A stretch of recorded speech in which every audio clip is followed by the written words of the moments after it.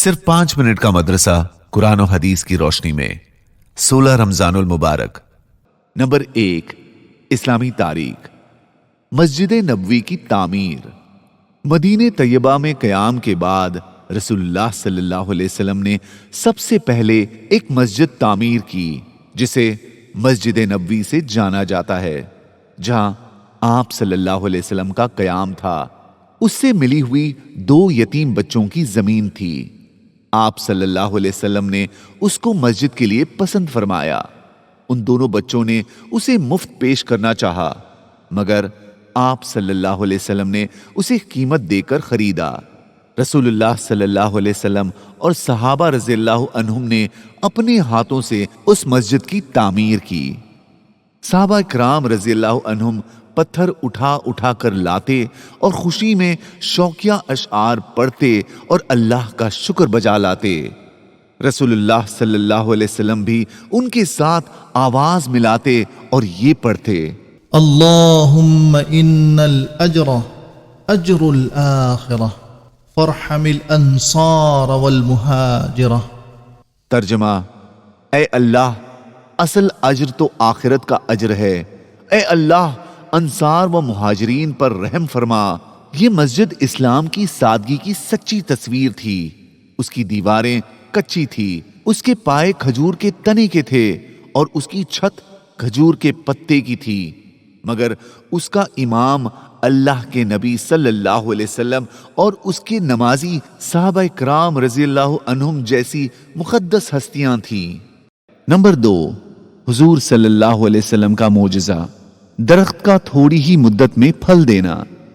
حضرت سلمان فارسی رضی اللہ عنہ ایک یہودی کے غلام تھے، اسلام قبول کرنا چاہتے تھے۔ جب ان کے آقا کو یہ بات معلوم ہوئی تو اس نے ایک شرط لگائی کہ اتنے کھجور کے درخت لگاؤ اور ان کی دیکھ بھال کرو، جب وہ پھل دینے لگے تب تم آزاد ہو۔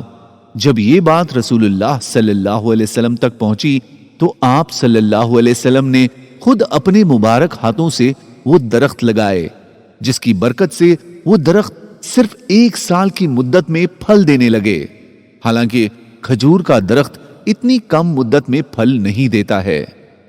نمبر 3، ایک فرض کے بارے میں، گری پڑی چیز کا اعلان۔ رسول اللہ صلی اللہ علیہ وسلم نے فرمایا، گری پڑی چیز کا اٹھانا اسی کے لیے حلال ہے جو اس کے اعلان کا ارادہ رکھتا ہو۔ فائدہ: گری پڑی چیز کے اٹھا لینے کے بعد اس کا اعلان کرنا واجب ہے۔ نمبر 4، ایک سنت کے بارے میں، قرض سے بچنے کی دعا۔ رسول اللہ صلی اللہ علیہ وسلم یہ دعا فرماتے تھے: اللہم انی اعوذ بک من الکسل والحرم والمأثم والمغرم۔ ترجمہ: اے اللہ، میں سستی، بڑھاپے کی کمزوری، گناہوں اور قرض سے تیری پناہ چاہتا ہوں۔ نمبر 5، ایک اہم عمل کی فضیلت، بیٹیوں کی اچھی طرح پرورش کرنا۔ رسول اللہ صلی اللہ علیہ وسلم نے فرمایا، جس مسلمان کی 2 بیٹیاں ہو اور اس نے ان کے ساتھ اچھا برتاؤ کیا تو یہی بیٹیاں اس کو جنت میں داخل کرائیں گی۔ نمبر 6، ایک گناہ کے بارے میں، وہ 3 لوگ جن سے اللہ تعالی بات نہیں کریں گے۔ رسول اللہ صلی اللہ علیہ وسلم نے ارشاد فرمایا، 3 لوگ ایسے ہیں جن سے اللہ تعالیٰ قیامت کے دن نہ ہی بات چیت کریں گے، نہ ان کو گناہوں سے پاک و صاف کریں گے، اور ان کے لیے دردناک عذاب ہوگا۔ 1، بوڑھا زانی، 2، جھوٹا بادشاہ، 3، متکبر فقیر۔ نمبر 7، دنیا کے بارے میں، دنیا کی بہترین چیز۔ رسول اللہ صلی اللہ علیہ وسلم نے فرمایا، پوری دنیا ایک متاع ہے اور دنیا کی بہترین متاع نیک عورت ہے۔ فائدہ: متاع کے معنی وہ چیز جس سے تھوڑا سا فائدہ اٹھایا جائے پھر ختم ہو جائے، لہذا پوری دنیا کو ایک متاع کہنے کا مطلب یہ ہے کہ پوری دنیا ایک ایسی چیز ہے جس کا فائدہ بہت کم مدت کے لیے ہے اور جس کا نفع جلد ہی فنا ہو جانے والا ہے۔ نمبر 8، آخرت کے بارے میں، موت کو ذبح کر دیا جائے گا۔ رسول اللہ صلی اللہ علیہ وسلم نے ارشاد فرمایا، جب جنت والے جنت میں اور دوزخ والے دوزخ میں چلے جائیں گے تو موت کو جنت اور جہنم کے درمیان لا کر ذبح کر دیا جائے گا۔ پھر ایک پکارنے والا پکارے گا، اے جنت والو اب موت نہیں آئے گی، اور اے جہنم والو اب موت نہیں آئے گی۔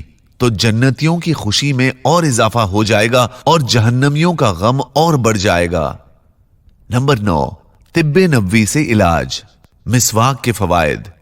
رسول اللہ صلی اللہ علیہ وسلم نے فرمایا، مسواک منہ کی صفائی اور خدا کی رضامندی کا ذریعہ ہے۔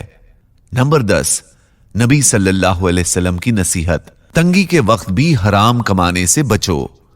رسول اللہ صلی اللہ علیہ وسلم نے فرمایا، تم اللہ سے ڈرو اور روزی تلاش کرنے میں حلال اور پاکیزہ طریقہ اختیار کرو، اور روزی ملنے میں کچھ دیر ہو جانا تمہیں حرام طریقہ اختیار کرنے پر مجبور نہ کر دے۔